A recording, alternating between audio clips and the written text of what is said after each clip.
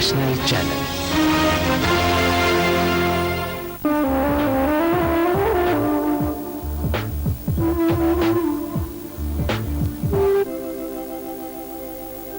अपनी किताब heart of आर्यवर्ता में लॉर्ड रोनाल्डसे ने उनके बारे में कहा है, His pen played a not inconsiderable part in the social and political ferments that have stirred the waters of Indian life.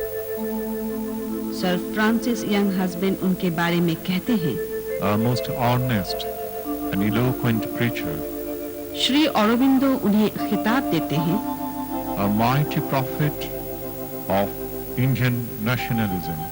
ये व्यक्ति कोई और नहीं विपिन चंद्र पाल हैं, जो एक सच्चे देश प्रेमिक, हिंदुस्तान की जंग आजादी के इतिहास के एक गुमनाम गाजी हैं।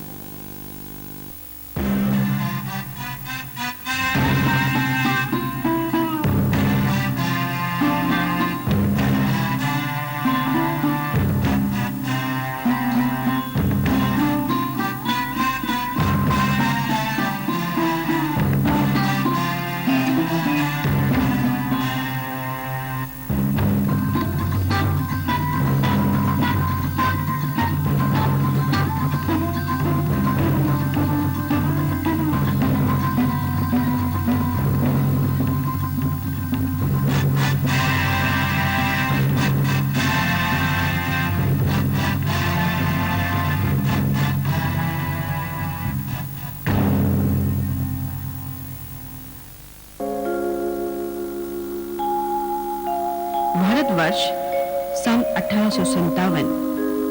मुल्क जब सिपाही विद्रोह के अंगारों से दहक उठा था, उसी पटभूमि में अखंड बंगाल के श्रीहट जिला के पोइलो ग्राम में 7 नवंबर सन 1858 में विपिन चंद्र पाल का जन्म हुआ। छात्र जीवन का आरंभ सिलेट के ईसाई पादरियों की शेख घाट स्कूल से हुआ। बाद में सिलेट गवर्नमेंट स्कूल में उनका दाखिला हुआ। इसी स्कूल से एंट्रेंस परीक्षा में स्कॉलरशिप लेकर कामयाब हुए। स्कूल में शिक्षा के दौरान सन 1874 में उनका 2 लेख ढाका के साप्ताहिक रिसाले हिंदू हितैषिणी और ढाका प्रकाश में प्रकाशित हुआ।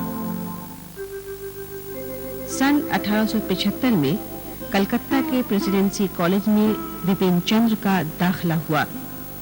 डॉक्टर सुंदरी मोहनदास उनके सहपाठी और खास दोस्त थे। ब्रह्मानंद केशव चंद्र सेन के भक्त सुंदरी मोहन ने ही विपिन चंद्र को ब्रह्म धर्म की तरफ आकर्षित किया, लेकिन गुलामी की जंजीरों की गिरफ्त को महसूस कर वे हमेशा बेचैन रहते थे। इस दौरान शिवनाथ शास्त्री के साथ उनकी मुलाकात हुई, जिनके व्यक्तित्व का असर उनके चरित्र पर कुछ इस तरह पड़ा कि वो सत्य के पुजारी, स्पष्टवादी और ईश्वर भक्त बन गए। छात्र जीवन की समाप्ति के बाद सन 1878 में विपिन चंद्र कटक जाकर प्रधान शिक्षक के पद पर प्रतिष्ठित हुए, लेकिन मत विरोध के कारण कुछ ही दिनों में उन्होंने नौकरी से इस्तीफा दे दिया। सन 1880 में श्रीहट में सिलेट नेशनल इंस्टीट्यूशन नामी एक अंग्रेजी स्कूल की प्रतिष्ठा की। उसी साल बीमार विपिन चंद्र को इलाज के लिए कलकत्ता आना पड़ा। आरोग्य लाभ करने के बाद वे बंगलौर के नारायण स्वामी मुदालियर के स्कूल में प्रधान शिक्षक बने। मुंबई में सन 1881 के दिसंबर महीने में बाल विधवा नित्योकाली के साथ विपिन चंद्र की ब्रह्मो रिवाज के मुताबिक विवाह हुआ। विपिन चंद्र नैतिक शिक्षा को ही समस्त शिक्षा की आधार मानते थे। शिक्षक के पद पर वे ज्यादा दिनों तक अधिष्ठित नहीं रहे। बाद के दौर में वह साहित्य, संवादिकता और राजनैतिक नीतियों पर चर्चा के माध्यम से अपनी पहचान बनाते रहे। उनके लिखे हुए किताब इसी बात का प्रमाण देते हैं। सन 1887 मद्रास में कांग्रेस के तीसरे अधिवेशन में अस्त्र के कानून को रद्द करने के विषय में विपिन चंद्र ने जोरदार भाषण दिए। 1888 साल में कांग्रेस के चौथे अधिवेशन में कुली की समस्या और उसके संशोधन पर अपनी राय पेश किया। कलकत्ता पब्लिक लाइब्रेरी में, जो इन दिनों नेशनल लाइब्रेरी के नाम से जाना जाता है, लाइब्रेरियन और संपादक का पद ग्रहण किया। इसके बाद कुछ दिनों तक कलकत्ता म्युनिसिपैलिटी में काम किया और ब्राह्मण समाज के जुड़े अपने आप को पूरी तरह से सौंप दिए। इस दौरान धर्म से जुड़े प्रश्नों से जूझते रहे। गीता, उपनिषद, वेदांतों में अपने सवालों का जवाब ढूंढते रहे और सन 1895 में विजय कृष्ण गोस्वामी को अपना गुरु बना लिया। स्कॉलरशिप हासिल कर धर्म तत्वों की तुलनामूलक अध्ययन के लिए विपिन चंद्र 1898 में ऑक्सफोर्ड गए।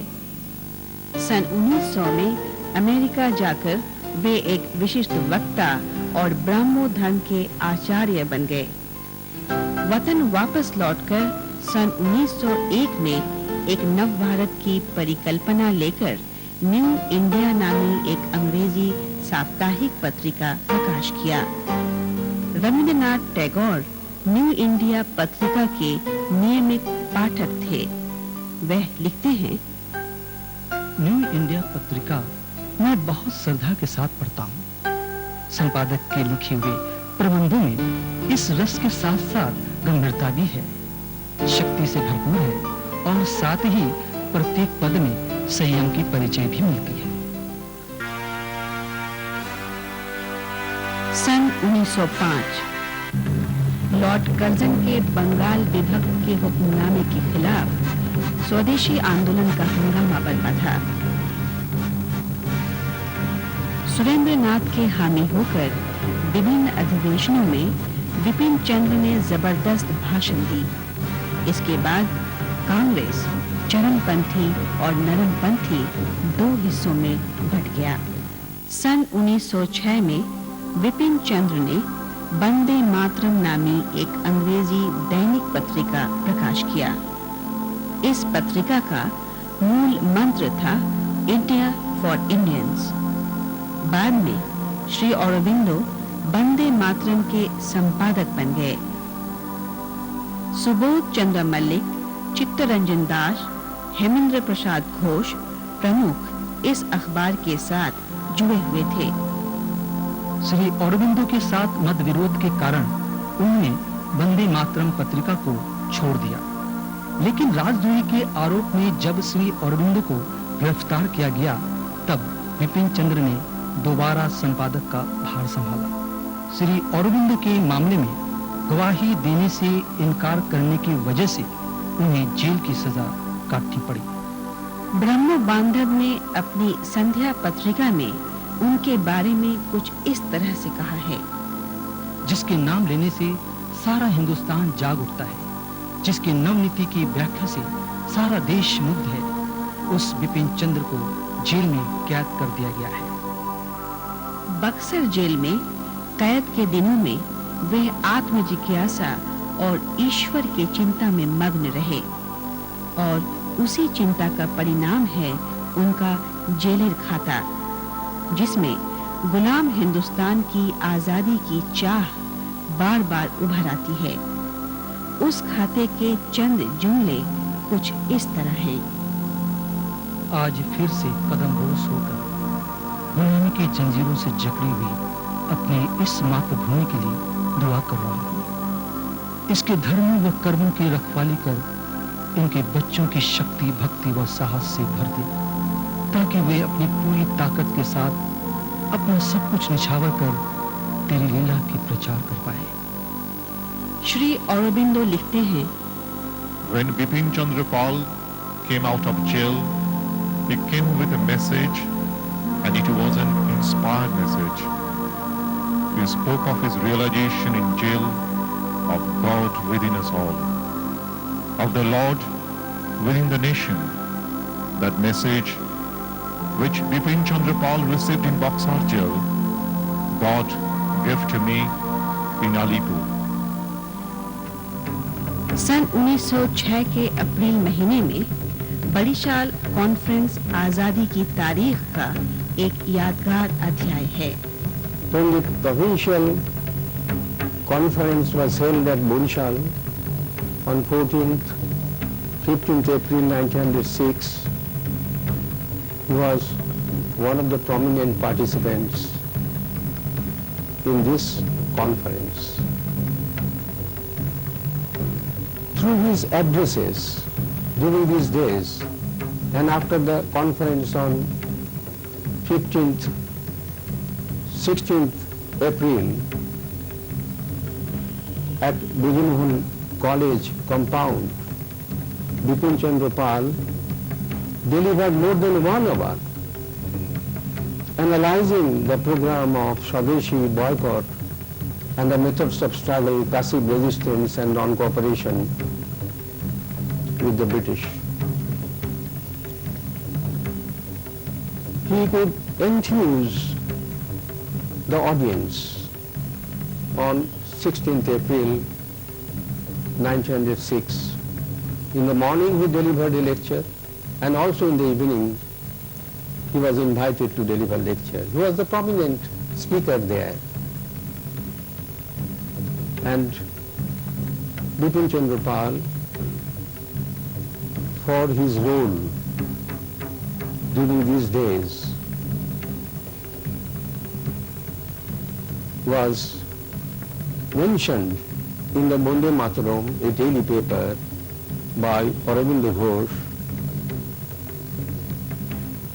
as the prophet of a great political creed. As a prophet of a great political creed. And Chilambaram Pillai called him Lion of Independence. यह आंदोलन सारे हिंदुस्तान में फैल गई थी। विपिन चंद्र को बाल गंगाधर तिलक और लाला लाजपत राय का साथ हासिल हुआ था। स्वदेश और स्वराज का तात्पर्य की व्याख्या करते हुए 1907 साल में मद्रास में विपिन चंद्र की तकरीर ने सारे दक्षिण भारत में खलबली मचा दी। श्रीनिवास शास्त्री की शब्दों में, Oratory had never dreamed of such triumphs in India. The power of the spoken word had never been demonstrated on such a scale.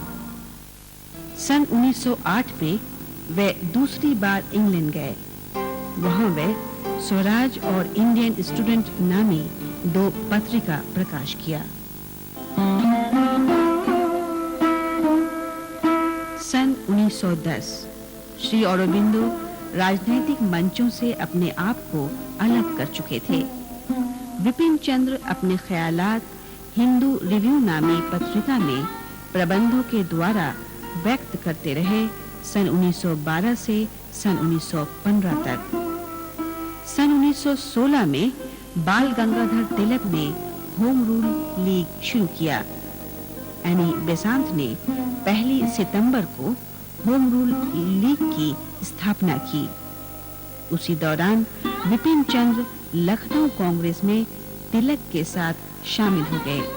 सन 1919-1920 में विपिन चंद्र इलाहाबाद में द डेमोक्रेट नामी एक अंग्रेजी साप्ताहिक और द इंडिपेंडेंट नामी एक अंग्रेजी दैनिक शुरू किया। मोतीलाल नेहरू द इंडिपेंडेंट पत्रिका के परिचालक थे। गांधी जी की असहयोग आंदोलन और खिलाफत के रूपायक नीतियों को लेकर मोतीलाल नेहरू के साथ विपिन चंद्र के मत विरोध हो गए। मोतीलाल को लिखे गए विपिन चंद्र का इस्तीफानामा उस दौर की न सिर्फ राजनीतिक हालात को प्रतिफलन करती है, बल्कि एक ऐतिहासिक दलील के तौर पर देखी जा सकती है। बाद के दौर में देशबंधु चित्तरंजन और बहुतों ने नागपुर कांग्रेस के अधिवेशन में गांधी जी के असहयोग आंदोलन का समर्थन किया, मगर विपिन चंद्र कभी भी इसकी समर्थन नहीं कर पाए। Bipin Chandra Pal was not in tune ideologically the ideas of Mahatma Ji, and since 1921 he was completely aloof from political arena of the country. They went to Gandhiji, my young elder brother and my father, in 1931.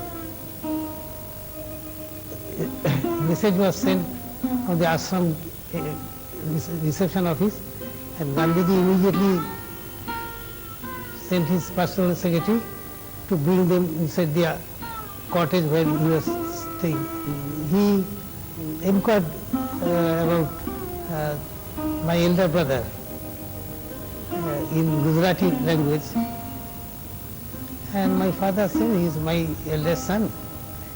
He was born in the year 1921 when he led the country for non-cooperative movement, etc.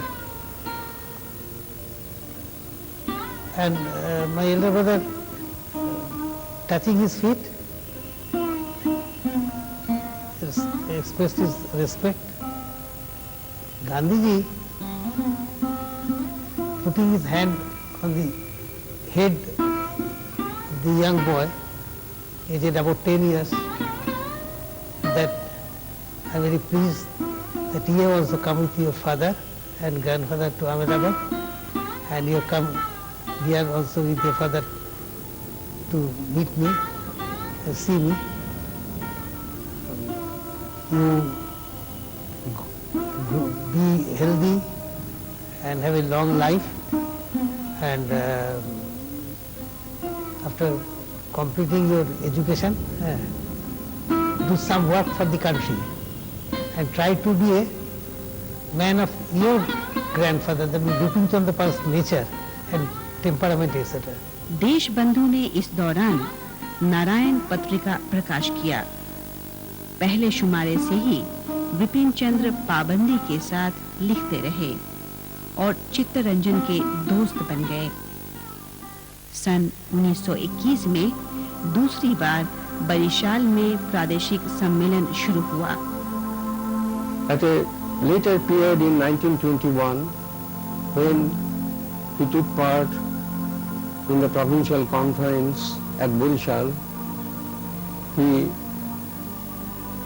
spoke out openly against this program. His differences with C.R. Das also he mentioned clearly. Naturally, he was opposed by those who took their sides with Mahatma Gandhi, who supported the program of Mahatma Gandhi. They opposed him vehemently. As a result of this, he was isolated. Bipin Chandra Pal, lion of independence, the prophet of Indian nationalism, was isolated, and he spent his last days as a poor person without any economic support. He was in great financial crisis. There was none to look after him. This was the fate, tragic end of a social rebel like Bipin Chandra Pal. सन 1923 में बिपिन चंद्र ने कांग्रेस के निर्मल चंद्र को Indian legislative assembly में पराजित कर दिया। सन 1928 में लखनऊ की राजनीतिक मंचों में उन्हें आखिरी बार देखा गया। उनके चिंताधारा और जातीय कर्म प्रभाव में बहुत अंतर आ गया था। इसी वजह से उनके बड़े-बड़े कारनामों के सिर्फ नजरअंदाज नहीं, बल्कि आजाद हिंदुस्तान ने एक काबिल राजनीतिक नेता, देशभक्त, दार्शनिक, साहित्यकार और सबसे बढ़कर एक अच्छे वक्ता और गाजी को भुला दिया। अखंड बंगाल में शिक्षा, समाज और राजनीतिक चेतना बढ़ाने में विपिन चंद्र के अवदान अनस्वीकार्य हैं। राम मोहन, विद्यासागर, केशव चंद्र, देवेंद्रनाथ और विवेकानंद जिस नव जागरण के पुरोधा थे, विपिन चंद्र ने उसी बेदारी को प्रगतिशील चिंताधारा का खोल पहनाया। उनकी बारीक विश्लेषण शक्ति, गहरी दूरंदेशी और अनमनीय विद्रोही मनोभाव को देशवासी ने गलत समझा। तन्हाई, खामोशी और गुमनामी के अंधेरों में कैद होकर ये गुमनाम गाजी 20 मई सन 1932 में आखिरी सांस लिया। लोगों के भुला देने के बावजूद अपनी 50 साला हंगामी सियासी जिंदगी के आखिरी दौर में जंग आजादी के ये सिपाही अपनी आप बीती में कुछ इस तरह कह गए हैं। इस दुनिया में आना और भारतवर्ष जैसे देश में जन्म लेना सौभाग्य की बात है। अगर दोबारा इस दुनिया में आना पड़े तब भी मैं भारतवर्ष में जन्म लेना चाहूंगा। किसी दूसरे ताकतवर और अमीर देश में पैदा होना नहीं चाहूंगा। हिंदुस्तान के बंगाल में जन्म लिया हूं, ये मेरे लिए और भी सौभाग्य की बात है। सबसे बड़ी सौभाग्य की बात यह है कि मैं बंगाल के इस दौर में जन्म लिया हूं। एक मरी हुई जाति किस तरह से दोबारा नई जिंदगी हासिल करती है, ये मैंने बहुत हद तक अपनी आंखों से देखी है और ये सौभाग्य सबके हिस्से में नहीं आते।